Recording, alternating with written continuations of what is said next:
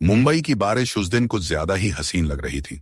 सड़कें भीगी थीं और भीड़ अपने अपने छाते लिए किसी मंजिल की ओर भाग रही थी।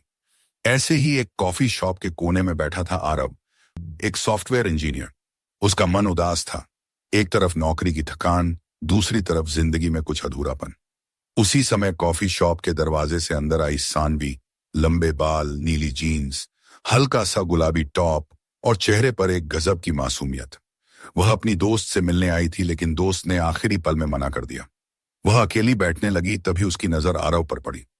कुछ अजनबी आंखों का मिलना भी जैसे किसी अधूरे किस्से का आगाज हो। आरव ने मुस्कुराकर उसे देखा और सानवी ने झिझकते हुए मुस्कुराहट लौटाई। आप अकेले आए? उसने पूछा। हाँ, शायद आज अकेलापन ही सबसे अच्छा दोस्त है, आरव बोला।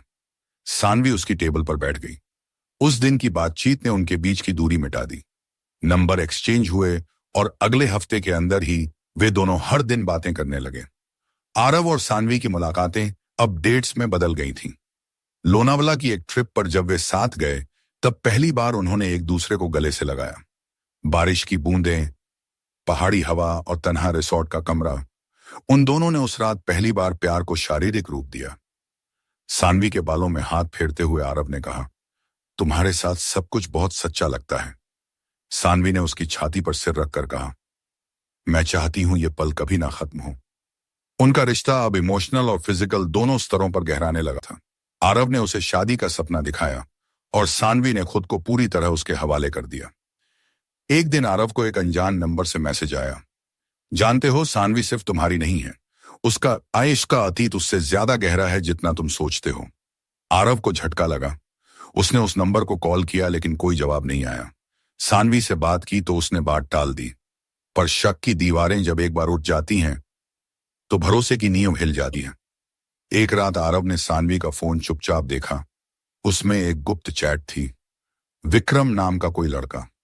उनके बीच बहुत इंटीमेट चैट्स थे, पुरानी तस्वीरें और कॉल लॉग्स। आरव की सांसें तेज हो गईं।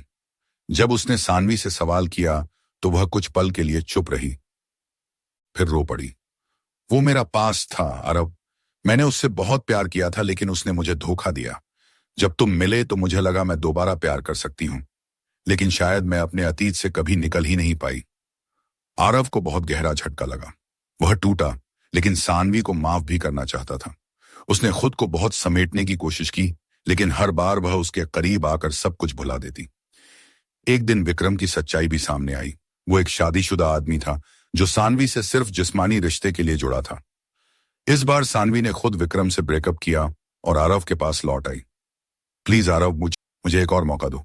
मैं सच में तुमसे प्यार करती हूं। आरव ने उसे माफ कर दिया और उन्होंने फिर से एक रात साथ बिताई, अधूरी मोहब्बत की आग में झुलसते हुए। लेकिन जब दिल एक बार टूटता है तो पूरी तरह जुड़ नहीं पाता। आरव ने सानवी को आखिरी बार देखा, नग्न बदन में, पर आंखों में एक सच्चाई के साथ। उस रात के बाद उसने खुद को दूर कर लिया। कुछ हफ्तों बाद आरव ने एक दूसरी लड़की रिया से शादी कर ली, जिससे उसका रिश्ता धीरे धीरे गहराने लगा। सानवी को इस बात की खबर मिली तो उसने सिर्फ एक मैसेज भेजा, शायद हम अधूरे ही सही, पर सच्चे थे।